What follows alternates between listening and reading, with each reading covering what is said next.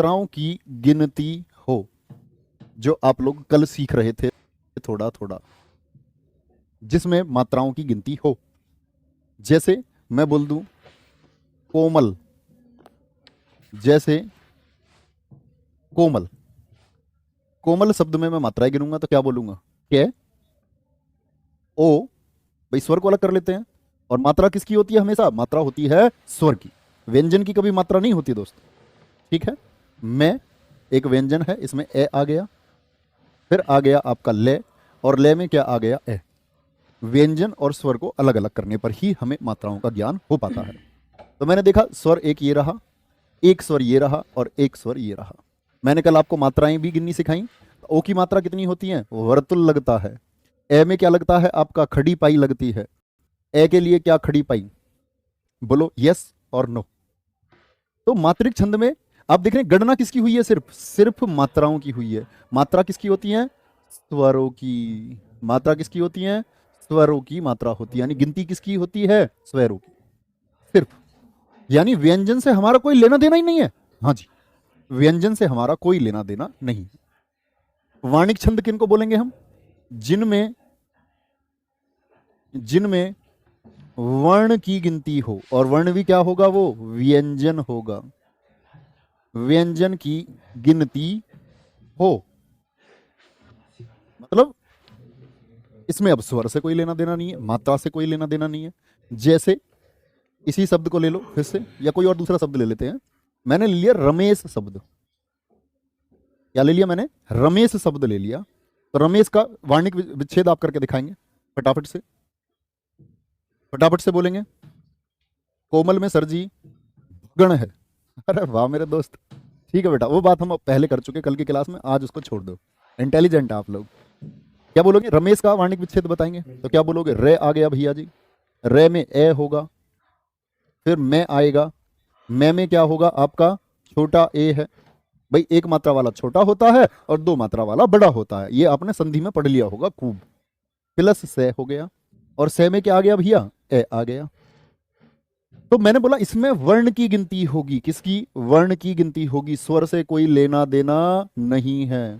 स्वर किस में गिने जाते हैं? मात्रा किस में गिनी जाती है? मात्रिक में। मात्रिक मात्रा, वार्णिक में वर्ण। वर्ण कौन से? व्यंजन गिने जाएंगे।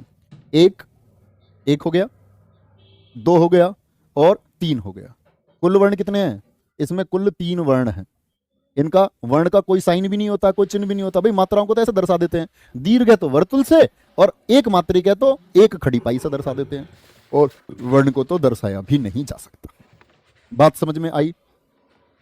बहुत बढ़िया, बहुत शानदार, बहुत गजब। बोलोगे भाई समझ में आया मात्रिक छंद क्या होता है? मात्रिक छंद में हम हमेशा मात्राएं गिनेंगे। वाणिक छंद में मात्राओं से कोई लेना देना नहीं है, जिनमें वर्ण की गिनती होती है। मुक्त छंद कौन से होते हैं? मुक्त छंद जिनमें जिनमें न मात्रा गिने, न वर्ण गिने। मुक्त एकदम, एकदम क्या है? एकदम मुक्त है। जैसे कुमार विश्वास, भाई रामायण थी, भाई रामायण थी तो रामायण में तो छंदों का विशेष ध्यान रखा गया। चौपाई जैसे छंद तो मात्राएं हैं वहां। तो वार्णिक में वर्णों का ध्यान रखा गया। मुक्त छंद होती है नई कविता, नई शायरी। अब जैसे मैं तुमको शायरी सुना देता हूं, कोई है नई, नई शायरी का पुरानी शायरी लिख लो, शायरी तो शायरी है। नई कविता हो गई। मैं आपको कोई कविता सुना दूं नई वाली। आज की कविताओं में बच्चे मात्राओं का कोई अर्थ नहीं होता, आज तो तुकबंदी बननी चाहिए बस, जैसे कुमार विश्वास सुनाते हैं। ठीक है, कोई दिक्कत? कोई दिक्कत? बच्चे अभी शब्द मत लिखो। उज्जैन ये कल की क्लास का टॉपिक है हमारा, कल हम पढ़ेंगे इसको। उज्जैन में कुछ बच्चे पूछ रहे हैं मात्राएं कैसे होंगी, कल मैं आपको सिखाऊंगा और आप ही मुझे बताओगे। उसको अभी भूल जाओ, उसका भी कोई लेना देना नहीं है। आज हम पढ़ रहे हैं छंद के भेद। चलो भाई कोई दिक्कत? बहुत बढ़िया, रोहित गौड एकदम ठीक उत्तर लिख रहे हैं। तो 1 2 3 फिर 4 वर्ण हो गए, है ना। जैसे मैं कह दूं आपसे कोई भी एक शब्द ले लो, मैंने बोल दिया जैसे हीरोइन, हीरोइन, तो बच्चे वर्ण गिने जाएंगे। है, रे, ई एक स्वर है, ने, 3 हो गए। तो स्वर नहीं गिनना है, बस इतनी सी बात है। ठीक है, मैं आपसे क्वेश्चन पूछूं तब समझूंगा आप समझे हो वार्णिक को नहीं। मुझे बताओ आप लोग मुझे बता दो, रावण में, किसमें? रावण में कितने वर्ण हैं? फटाफट से जवाब देंगे सभी बच्चे कमेंट सेक्शन में। रावण में वर्ण कितने हैं? स्वर नहीं गिनना है, आप अपने आप लिखने की जरूरत ही नहीं है, वर्ण विच्छेद करने की जरूरत नहीं है, साफ देखो रे वे अणे कितने हो गए? 3 हो गए। कोई जटिल बात आएगी कल गिनना सिखाएंगे ही हम इसको। बोलो भाई, कोई दिक्कत? No problem. चलो, बहुत गजब, बिल्कुल बिल्कुल ठीक कह रहे हैं, बहुत बढ़िया, बहुत शानदार। चलो भाई आगे।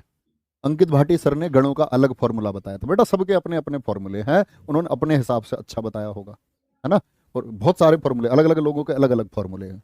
आपके मेरा वाला समझ में आ गया हो तो काम बनना चाहिए। चलो आगे आएंगे। अब आते हैं हम, पढ़ना शुरू करेंगे। हेडिंग लिखो सबसे पहले मात्रिक छंद को। क्या बोलोगे? सबसे पहले हम पढ़ेंगे मात्रिक छंद। मात्रिक छंद क्या होगा भाई? ये तो आप जान चुके कि भैया मात्रिक छंद में गिनती होती है मात्राओं की। लिखना, मात्रिक छंद 3 प्रकार के होते हैं। मात्रिक छंद 3 प्रकार के होते हैं। कितने प्रकार के होते हैं? 3 प्रकार के होते हैं। कितने प्रकार है इसके भी? 3। आज की क्लास में याद होना चाहिए, इतने फोकस से पढ़ना है। नंबर 1 होंगे सममात्रिक, जिनमें मात्राएं क्या होंगी? समान होंगी हर चरण में। दूसरे होंगे विषम मात्रिक, जिसमें हर चरण में समान नहीं होंगी, अलग अलग चरणों में समान होंगी, विषम मात्रिक। और तीसरे क्या होंगे? तीसरे होंगे अर्ध सम मात्रिक। क्या बोलोगे? अर्ध सम मात्रिक होंगे, आधी मात्राएं समान होंगी। ठीक है, क्या बोला मैंने? मात्रिक छंद 3 प्रकार के होते हैं। बच्चे इनसे डायरेक्टली प्रश्न पूछता है, पूछ लेगा मात्रिक छंद कितने प्रकार के। और सबसे बड़ी तो इनमें पहचान पूछी जाती है, अभी मैं बताऊंगा 10 मिनट बाद सबसे ज्यादा क्वेश्चन किस प्रकार बन सकता है। 4 देता है आपको छंद के नाम, रोला, उल्लाला, चौपाई, और पूछ लेगा छांट करके कि भाई इनमें कौन सा छंद अलग है। पूछ लेगा किस में अर्ध सम मात्रिक है, किस में पूछ लेगा विषम मात्रिक है, किस में पूछ लेगा सम मात्रिक है। तो सम मात्रिक की बात पर आ जाते हैं बच्चा। क्या पढ़ना शुरू करेंगे? सम मात्रिक छंद। बच्चा नाम देखो ध्यान से भाई, ये तो आप जान चुके कि मात्रिक में जी मात्राओं की गिनती होती है, और मात्रिक के भी आगे मैंने सम लगा लिया, तो सम का मतलब क्या हुआ? लिख लो, जिसके प्रत्येक चरण में, चरण मतलब पंक्ति में, जिसके प्रत्येक चरण में, चरण कल समझाए थे मैंने आपको, 1 2 पंक्ति जो होती है, बताएंगे फटाफट से। मुक्त छंद बच्चे प्रयोग नहीं होते, आप याद कर लो, जिसमें ना तो मात्राओं का ध्यान रखा जाए ना वर्णों का ध्यान रखा जाए, वही मुक्त छंद है। मतलब फ्री है वो हर चीज से। एक तो होता अच्छा पढ़ने वाला बच्चा, एक होता आपका भैया थोड़ा का अच्छा पढ़ने वाला, एक फ्री है पढ़ाई से ही, उस पर कोई नियम लागू नहीं है। जिसके प्रत्येक चरण में मात्रा समान हो, और प्रत्येक चरण में मात्रा समान हो तो क्या हो जाएगा? सममात्रिक हो जाएगा। क्या हो जाएगा? सममात्रिक। जैसे बच्चे सममात्रिक की बात करते हैं, एक होता है अहीर। क्या होता है? अहीर। भाई मात्रा गिननी तो हम कल सीखेंगे, आज तो हम सिर्फ याद कर रहे हैं संख्या। अहीर में संख्या होती है 11। अहीर में संख्या कितनी? 11। यानी कि सममात्रिक जो होगा उसमें संख्या 11 होगी। सममात्रिक में प्रत्येक में 4 चरण होते हैं। कितने चरण होते हैं? प्रत्येक में 4 चरण होते हैं। कितने चरण होंगे? 4। 4 चरण का मतलब 4 पंक्ति होंगी, 1 पंक्ति, 2 पंक्ति, 3 पंक्ति और 4 पंक्ति। कितनी पंक्ति होंगी बच्चे? 4 पंक्ति होंगी। और जैसे कि आप पंक्तियों में शब्द लिखे हुए हैं यहां, तो शब्दों में आप मात्रा गिनोगे, यानी स्वर गिनोगे, जो कि हम कल सीखने वाले हैं। ठीक है, तो मात्रा गिनोगे तो आप गिनोगे इसमें टोटल मात्रा भैया जी 11 आई है। जैसे कहीं शब्द लिख रहा होगा कमल, तो कमल में मात्रा कैसे गिनोगे आप? कै में ए, मैं में ए, और ले में ए। मात्रा क्या होती है? स्वर होते हैं। तो आप कहोगे भैया 1 मात्रा, 2 मात्रा और 3 मात्रा होगी। तो ऐसे ही बहुत सारे शब्द लिखेंगे, उनकी मात्रा गिनोगे तो कितनी मिलेंगी? 11 मिलेंगी। कितनी मिलेंगी? अगर चारों के चारों चरण में 11 11 11 11, तो क्या हो जाएगा? अहीर हो जाएगा। क्या हो जाएगा? अहीर हो जाएगा। एक होता है तोमर, जब हर पंक्ति में मात्रा कितनी आएंगी? 12 आएंगी, तो तोमर हो जाएगा। चौपाई कब होता है? जब मात्रा गिनोगे और हर पंक्ति में मात्रा आ जाएंगी 16। कितनी आ जाएंगी? 16 मात्रा आ जाएंगी। चौपाई याद रख लेना, चौपाई को अंत में दो वर्तुल, दो वर्तुल मतलब दो गुरु होने चाहिए। मतलब जब लास्ट होगा इसका तो क्या होंगे उस समय? दो वर्तुल होने जरूरी हैं। मतलब अंत होगा तो ऐसे शब्द पर हो गया, जैसे लाला, किसी पंक्ति का अंत हो गया लाला पर, तो लाला में क्या गिनोगे? दो, भाई आ और फिर आ, दो दो। ये कॉमन कॉमन बातें हैं, अभी हमको सिर्फ संख्या पर फोकस करना है, बाकी चीजें आप कल सीख ही जाएंगे। अंत में दो गुरु होने चाहिए, यति नहीं होती है। चौपाई में क्या होता है? आपसे पूछता है ऐसा कौन सा छंद है जिसमें यति नहीं होती है? यति क्या बोला था कल? विराम, जिसमें विराम नहीं होता है। चौपाई में 16 हो जाएंगे। चलो भाई, क्या बोला मैंने? चौपाई में कितने होते हैं? 16 हो जाएंगे।